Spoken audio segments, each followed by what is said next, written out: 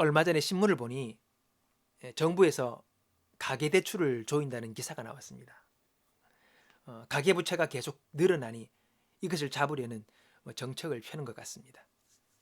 원래 우리나라가 가계부채가 많다는 기사를 전에도 봤는데 이 코로나 이후로 더 가파른 속도로 가계부채가 증가하니까 이걸 조절하려는 그런 의도인 것 같았습니다. 자, 여러분, 일반적으로 왜 가정에 부채가 생깁니까? 빚이란 말이죠. 수입에 비해 너무 많이 쓰거나 또는 돈을 꼭 써야 하는데 수입이 부족하니까 부채가 생기게 되는 것이겠죠. 자, 이런 것들이 제대로 조절이 되지 않으니 우리는 여기서 돈 걱정을 하게 되는 것입니다. 그럼 보면 세상 사람들이 거의 다 돈을 걱정하며 살아가는 것 같습니다. 당연한 걱정이라고도 할 수 있겠지요. 자, 그런데 오늘 우리가 읽은 말씀 보니까 하나님을 믿는 신앙인들은 돈 걱정을 하며 살아서는 안 된다라고 말씀하십니다.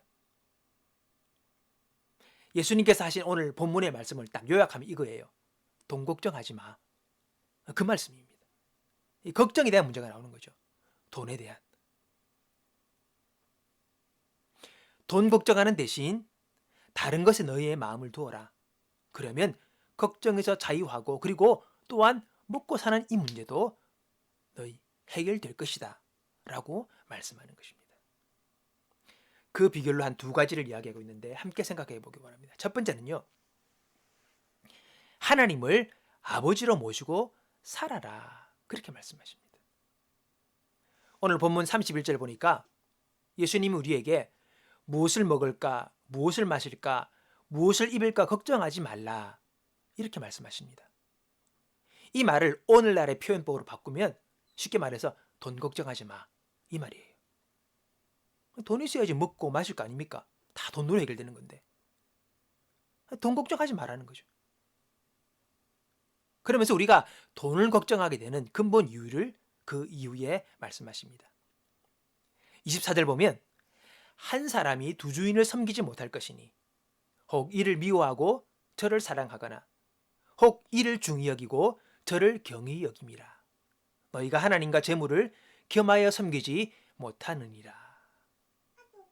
여러분, 걱정하는 이유가 하나님이 주인이 아니라 재물이 나의 주인이 될 때에 사람들은 걱정하며 살 수밖에 없는 것입니다. 자, 보세요. 재물이 없으면 없다고 걱정이고 재물이 많으면 또 많다고 큰 소리치며 살아갑니다. 재물의 소유 여부에 따라서 인생이 달라지는 거죠. 없으면 없어서 걱정이고 있으면 가진 것 잃을까 걱정이고 보니까 다 그렇더라고요. 자, 그런데 여러분, 예수님이 뭐라 하십니까? 예수님이 오늘 25절, 26절 보니까 그러므로 내가 너희에게 이르노니 목숨을 위하여 무엇을 먹을까, 무엇을 마실까, 몸을 위하여 무엇을 입을까 염려하지 마라. 목숨이 음식보다 중하지 아니하며 몸이 의복보다 중하지 아니하냐. 공중의 새를 보라. 심지도 않고 거두지도 않고 창고에 모아 들이지도 아니하되 너희 하늘 아버지께서 기르시나니 너희는 이것들보다 귀하지 아니하냐. 너희는 이것들보다 귀하지 아니하냐. 여러분, 세상 무엇보다도 나를 귀하게 보시는 그 하나님께서 우리의 먹을 것과 입을 것을 돌보고 계신다라고 우리 예수님이 말씀하고 계십니다. 하나님을 나의 하늘 아버지로 정말 믿고 사는 사람은 그래서 걱정을 하지 않을 수가 있는 거죠. 하나님 아버지께서 나를 돌보신다는 믿음이 있으면 걱정하지 않는 것입니다. 걱정하는 이유는 우리의 믿음이 적기 때문입니다. 때때로 걱정이 몰려드는 것, 하나님이 나의 아버지라는 사실을 내가 잊고 있을 때에 내가 천하의 모든 새나 들판의 풀들보다 내가 귀하다는 이 사실을 내가 잊을 때에 우리는 걱정을 할 수밖에 없는 것이죠. 요한복음 14장 18절에 보면 이런 말씀이 있습니다. 내가 너희를 고아와 같이 버려두지 아니하고 너희에게로 오리라. 이렇게 말씀하셨습니다. 하나님은요, 우리를 고아처럼 살게 하지 않으신다는 거죠. 여러분, 고아가 어떤 존재입니까? 부모가 없는 아이 아닙니까? 아이가 무슨 능력이 있어서 돈을 벌 수 있습니까? 그래서 여러분, 아이는 생존을 부모님께 의지할 수밖에 없는 아이죠. 그게 아이입니다. 근데 그 아이가 부모가 없으면 어떻게 됩니까? 정말 곤란해지는 것입니다. 고아는 자신의 힘으로 다 해야 됩니다. 도와줄 부모가 없기 때문에. 그러니까 수고하고 힘쓰고 걱정하고 염려할 수밖에 없는 거죠. 근데 우리는 고아가 아니라는 거죠. 고아와 같이 너희를 버려두지 아니하고 내가 너희에게 오리라. 내가 너와 함께 하겠다라고 우리 주님이 말씀하신 거예요. 우리는 고아가 아니라 나를 도와줄 하나님 아버지가 계시는 것입니다. 하나님 아버지가 계시는 것입니다. 성령 하나님이 계시는 것입니다. 예수님이 계시는 것입니다. 그걸 믿고 살아가라는 거죠. 너는 고아가 아니다. 너를 돕고 너를 이끄실, 네가 의지할 존재가 있다라고 우리에게 말씀하시는 것입니다. 이 믿음 가지고 살아가는 것이 바로 신자의 삶인 것이죠. 우리는 고아가 아닙니다. 하늘 아버지께서 우리를 도우신다고 하십니다. 돌보신다고 하십니다. 이 믿음을 가지고 살아야 합니다. 이 믿음이 없을 때 우리는 두렵고 걱정하고 염려하고 그것에 우리가 묶여서 살아갈 수밖에 없는 거죠. 시편 73편 28절에 보니까 하나님께 가까이함이 내게 복이라. 내가 주 여호와를 나의 피난처로 삼아 주의 모든 행사를 전파하리다. 여러분, 다윗이 뭐라고 고백합니까? 하나님을 가까이 하는 것이 내게 복이 되었다는 겁니다. 주 여호와를 나의 피난처로 삼았다. 위험과 그리고 위협 속에서 하나님이 나의 피난처가 되신다는 거죠. 그분을 가까이 하고 그분 안에 있을 때에 나는 안전할 수 있고 나는 보호받을 수 있다는 것입니다. 인생의 모든 문제들이 우리에게 닥쳐올 때에 내가 하나님을 나의 피난처로 삼을 때에 우리는 거기서 안전할 수 있는 은혜를 누리게 되는 것이죠. 나의 피난처로 주님을 삼았을 때에 일어났던 그 모든 귀한 일들을 내가 그 행사를 전파하리라. 알리겠다. 다윗의 고백인 것이죠. 여러분, 하나님을 가까이 하세요. 하나님을 멀리하지 마세요. 왜 멀리합니까? 그분은 나를 사랑하신다고 하는데. 가까이 다가가서 그분께 의지하고 그분께 고백하고 그분께 도움을 구하면서 하나님을 가까이 할 때에 우리 인생이 복이 된다는 것입니다. 우리 하나님은 복의 하나님입니다. 만복의 근원이 우리 하나님이십니다. 그분에게서 모든 것이 나옵니다. 그분을 가까이 할 수 있는 저와 여러분이 되시기를 주의 이름으로 축복합니다. 랜디 알콘이라는 분이 지은 돈, 소유, 영혼이라는 책에서 돈과 소유를 영혼의 관점에서 바라봐야 된다. 그렇게 이야기를 하고 있습니다. 이 돈과 우리의 소유를 단지 우리가 이 땅에서 살아갈 때 많은 건 누리고 편안하게 살기 위해서만 허락된 것이 아니라 이것들을 하나님의 나라를 위해 사용할 수 있어야 한다는 것입니다. 그럴 때 이 돈과 소유가 바르게 쓰일 수 있고 바른 가치를 매길 수 있다라고 하는 것입니다. 이 돈이 나 자신을 위해서만 사용되는 것이라 생각하면요, 우리는 끊임없이 욕심을 부릴 수 있습니다. 여러분, 한 번씩 그렇게 유튜브나 사람들의 나와 이야기하는 걸 들어보면요, 돈 70억, 80억 있어도 계속 돈 벌려고 해요. 우리가 보편적으로 한 70억 있으면 더 이상 없어도 평생 먹고 산대요. 근데 거기서 안주 안 해요. 사람들은 더 가지려고 합니다. 다 사람들이 공통적입니다.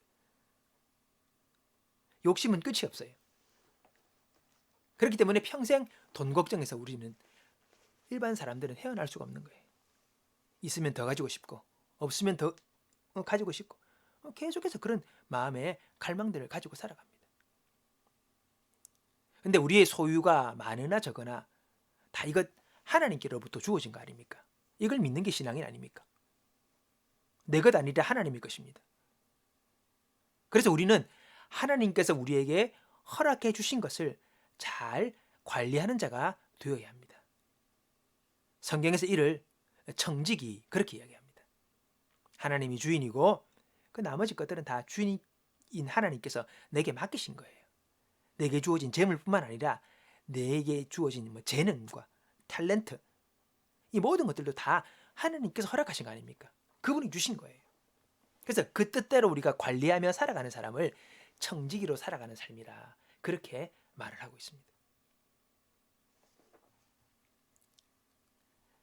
내 것 아니라 하나님이 내게 맡겨주셨다. 그러니까 벌써 이 소유에 대한 관점이 달라지는 거예요. 웨슬리 목사님이 이런 말을 합니다. 존 웨슬리 목사님, 유명한 전도자죠. 감리교회 창시자였던. 그분이 그런 말을 합니다. 당신이 정말 청지기로 살아가고 있다면 날마다 주님, 당신의 돈으로 무엇을 해야 할지 알려주세요 라고 물을 것입니다. 그분의 조언을 구하지 않는다면 당신은 청지기가 아니라 주인처럼 행동하려는 자입니다. 예, 이미 이제 청지기가 아니라 내가 주인 된다는 거죠. 하나님께 의지하고 그분의 조언을 구할 수 있는, 인도를 구할 수 있는 그 자세를 가지고 있는 것이 바로 이 청지기라는 것입니다.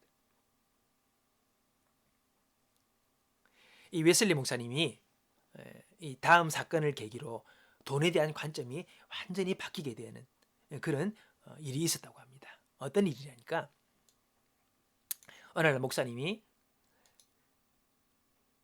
벽에 달아놓을 멋진 그림을 하나 사가지고 집으로 오다가 그 집에 하녀와 마주치게 되었답니다. 그녀는 추운 겨울날인데 얇은 옷 하나만 입고 있더래요. 마음에 너무 추우니까 외투라도 하나 사 입으라고 돈을 주고 싶었지만은 주머니를 뒤져보니까 잔돈밖에 없는 거예요.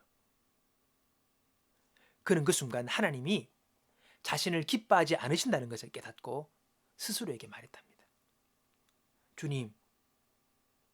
주님이 과연 이런 내게도 잘하였도다.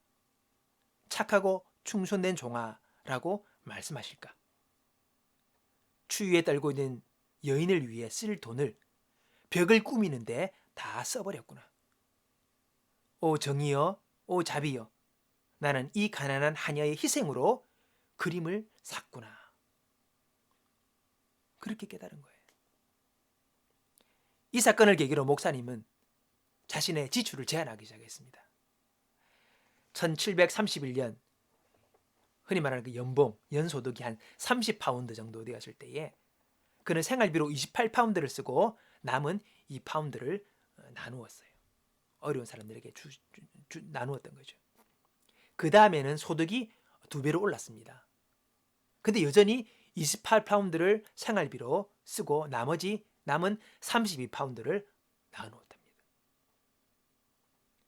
그 다음에도 소득이 90파운드로 올랐지만은 여전히 28파운드를 생활비로 쓰고 남은 62파운드를 나누었답니다. 또 그 다음에 소득이 120파운드로 올랐지만은 여전히 28파운드의 돈으로 생활비를 쓰고 나머지 92파운드를 가난한 사람에게 나누었다는 것이죠. 돈에 대한 관점이 바뀐 뒤 그는 단순하게 살면서 남은 돈을 사람들과 함께 나누는 일을 했다고 합니다. 웨슬리 목사님은 자신이 하나님의 청지기로서 어떻게 해야 할지를 생각하고 행동으로 옮긴 것이지요. 나는 과연 하나님의 청지기로서 지금 살고 있나? 우리의 삶을 돌이켜보고 생각해 볼 수 있는 은혜가 우리 가운데 있어야 될 줄로 믿습니다. 둘째는 뭐냐? 둘째는 하나님의 통치를 받으며 살아가는 것입니다. 그것이 우리가 돈에 대한 걱정에서 자유할 수 있는 비결입니다. 33절에 보니까 그런즉 너희는 먼저 그의 나라와 그의 의를 구하라.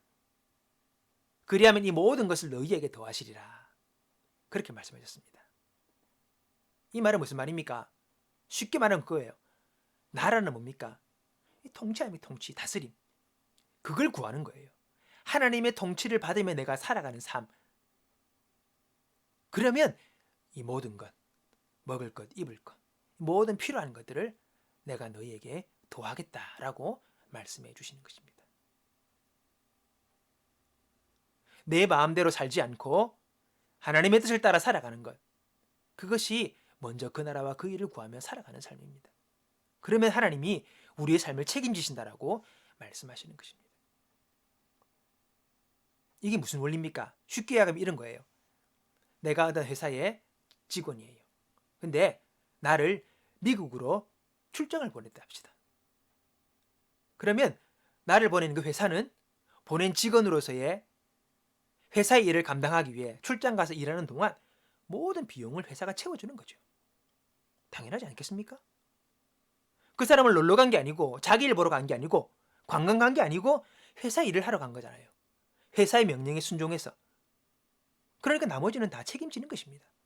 당연한 원리죠. 오늘 내 삶이 하나님께 대한 순종이 될 때에 하나님께서는 그 뒷일들을 다 책임지시는 것입니다. 채우시고 먹이시고 입히시고 누리게 하시는 거죠.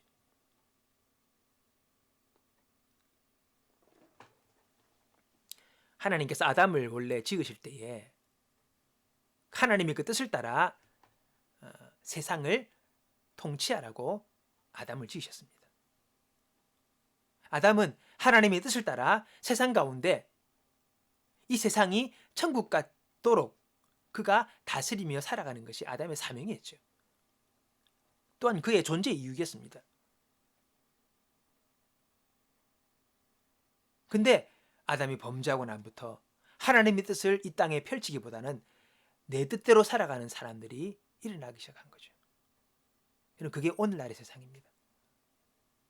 하나님의 뜻과 상관없이 자신의 뜻을 따라 자기 이름을 위하여 자기 만족을 위해 살아가는 사람들이 그게 믿지 않는 사람이죠. 그 결과가 오늘날의 세상입니다. 세상이 살기 좋은 세상이 되었습니까? 날이 갈수록 아니죠.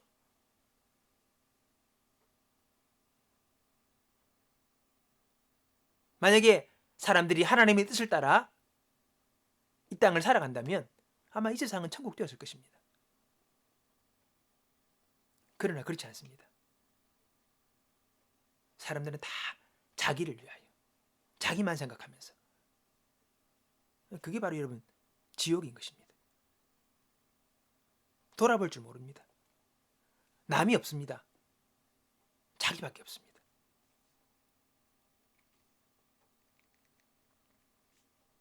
이런 세상에서 놀랍게 하나님의 역사에 하나님 나라의 한 단면을 아주 리얼하게 보여주었던 그때가 있습니다. 그때가 언제냐면 초대교회 때 마가다락방에 성령이 임하고 핍박으로 교회가 흩어지기 전까지 예루살렘에서는 놀라운 역사가 일어났습니다. 거기서는요 다 자기의 것을 자기의 것이라 고집하지 아니하고 통용하며 나누며 부족하지 않도록 다 함께 나누며 살아가는 그런 사회가 형성이 된 거예요. 그게 초대교회였습니다. 그때 성경은 이야기하기를 하나님과 무리 사람들에게로부터 칭송을 받았다. 야 멋있다. 야 놀랍다. 와 대단하다. 그 칭송을 받았다라고 성경은 기록하고 있습니다. 왜요? 천국이 이루어졌으니까. 오늘날의 모든 싸움과 다툼의 근원이 뭡니까? 다 돈 때문입니다. 다 내 것, 내 중심으로 나만 살겠다고 하니 세상이 온통 싸움, 투성이가 되어지는 것입니다. 그 근본 이면에는 그것입니다. 다른 게 아닙니다. 우리가 하나님의 통치를 인정하며 그 말씀을 따라 살아갈 때에 하나님은 그들의 삶을 책임져 주신다라고 우리에게 오늘 말씀하고 있는 것입니다. 내 욕심, 내 만족, 내 자랑이 아니라 나만이 아니라 주의 말씀에 순종하며 살아갈 때에 하나님 그렇게 하신다는 거죠. 세계적인 건축 설계 회사 팀하스라는 회사가 있습니다. 그 회사의 회장이 하형록 회장입니다. 한국인입니다. 어릴 때 이민을 갔습니다. 어려운 삶을 살다가 이민을 갔어요. 거기서 이제 그분이 이제 그 회사를 세워가지고 세계적인 건축 회사를 만들었습니다. 미정부의 건축 자문위원으로 일하기도 했고요. 수년 전에는 KBS 성공시대에 출연해가지고 그의 삶에 대해서, 그의 어떤 회사 성장에 대해서 사람들이 강의도 했습니다. 제가 봤습니다. 그분은요, 특이하게 3번의 심장 이식 수술을 합니다. 잘 지내다 갑자기 심장이 썩어 들어간 거예요. 곧 죽는다. 그래가지고 이식을 받은 거예요. 이렇게 심장 이식 수술을 받는데 어느 때인가 그가 이런 생각이 들더랍니다. 내가 심장 이식을 받아서 새로운 삶을 또 살게 되고 또 삶을 살게 되는데 내가 이전과 똑같은 살면 이 심장 이식을 해서 내가 생명을 더 연장하는 것이 무슨 의미가 있을까라는 생각을 하게 되었다는 것입니다. 그때 그 마음 가운데 떠오르던 성경의 구절이 있습니다. 뭐냐? 내 이웃을 내 몸과 같이 사랑하라. 이것은 모르는 말씀이 아니었죠. 이미 알고 있었던 말씀이었습니다. 근데 새롭게 그분께 그 말씀이 다가온 거예요. 내 이웃을 내 몸과 같이 사랑하라. 하나님께서 새롭게 깨닫게 하셨겠죠. 이때까지 자신의 관심은 온통 성공이었습니다. 돈 많이 벌어서 편안하게 사는 게 그의 목적이었습니다. 근데 이것이 나의 이웃에게 하나님께 어떤 영광과 이익이 되느냐? 별 의미가 없더라는 것입니다. 온통 자기였죠.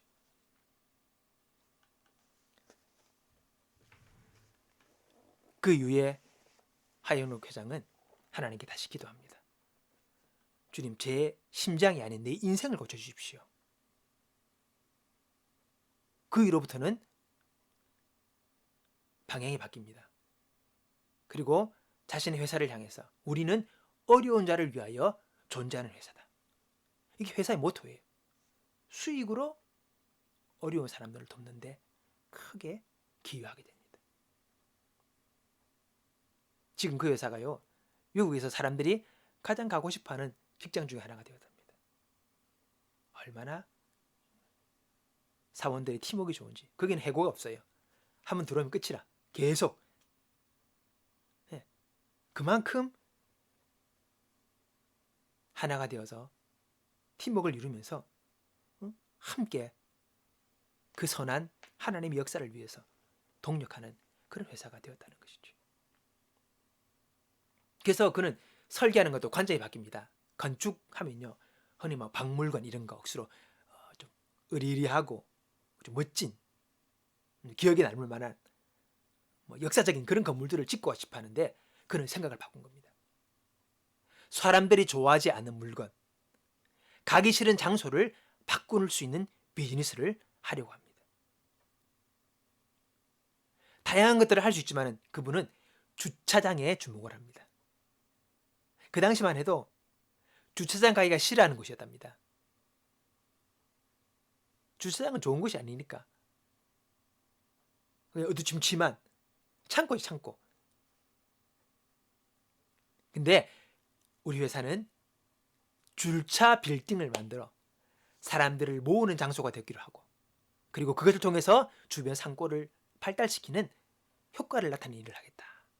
그러면서 25년간 아름다운 주차 빌딩을 1000개를 미국에 지었답니다. 지금은 미국에서 주차장을 지으려면 자기 회사들의 그 방식으로 아름답게 멋지게 예술적으로 주차장을 짓는 거예요. 다 사람들은 주차장을 이용을 하니까. 그래서 사람들을 이끌 수 있는 그런 공간으로 만들었다는 것입니다. 그래서 사람이 중심된, 사람이 편리한 그 공간들을 만들어내게 되었다는 것이지. 그분의 말씀 그럽니다. 하나님 우리에게 무엇을 원하시는가? 하나님을 사랑하고 이웃을 사랑하는 자. 그것이 하나님께서 우리에게 요구하시는 하나님의 명령이라는 것입니다. 항상 기뻐하며 쉬지 말고 기도하며 범사에 감사하며 살아가는 것. 바로 그것이 하나님의 명령에 순종하는 것입니다. 하나님의 명령이라면 뭐 특별한 어떤 구체적인 이거 해라 저거 해라 그것보다도 더 큰 그 하나님의 틀 속에서 우리가 움직여 나갈 때 하나님은 우리에게 자유를 주시고 선택할 수 있게 하시고 우리가 그 일을 할 수 있도록 이끄시는 거죠. 하나님의 통치를 받는 삶, 다른 것 아닙니다. 하나님을 사랑하고 이웃을 사랑하는 것입니다. 하나님을 사랑하는 것은 구체적으로 어떻게 경건생활 대표적인 예를 할 수 있겠죠. 매일 기도하고 매일 말씀 봅니다. 왜요? 기도와 말씀을 통해서 우리는 주님과 끊임없이 교제하고 그분을 가까이 할 수 있기 때문에 그거 놓지 않은 것이죠. 또 이웃을 사랑하는 것, 그들을 위해서, 그들의 유익을 위해서, 어려운 자들을 위해서, 정말 세상에 고아와 같은 자를 위해서 그들을 도울 수 있는 길들을 마련하고 그를 도우며 살아가는 겁니다. 내 혼자 독식하지 아니하고. 요즘 보세요, 여러분. SNS 보세요. 다 맛있는 거 먹었다, 비싼 거 먹었다, 좋은 거 입었다, 좋은 차 샀다, 좋은 집 만들었다. 이거 자랑하고 있습니다. 다 그것입니다. 다 내 잘났다는 것, 그걸로 도배를 합니다. 그게 삶의 목표예요. 자랑입니다. 낙이죠. 세상이 지금 그렇게 돌아가고 있습니다. 거기 이웃 사랑이 어디 있습니까? 하나님은 우리에게 하나님을 사랑하고 이웃을 사랑하라고 말씀하고 계십니다. 이렇게 살아갈 때에 하나님은 우리의 삶을 인도하실 것입니다. 어떻게 내 삶을 인도하시고 채우시는지를, 이 모든 걸 더해주시는 주 역사를 우리가 고백하고 간증할 수 있는 저와 여러분이 되기를 바랍니다. 우리의 걱정, 근심, 믿음 없음의 이유가 아니겠습니까? 우리 주님께서 믿음이 적은 자들아 왜 걱정하느냐, 그렇게 분명히 오늘도 본문 말씀 가운데 말씀하십니다. 근데 많은 경우 그래요. 나 믿음이 없어서 안 되겠어요. 믿음이 없어서 안 되겠어요. 여러분, 믿음이 없다 말하지 마십시오. 이미 근본 믿음 우리에게 있습니다. 그리고 믿음은요, 기다린다고 주어지는 게 아닙니다. 믿음은요, 이미 내가 알고 있는 말씀을 실천하는 것입니다.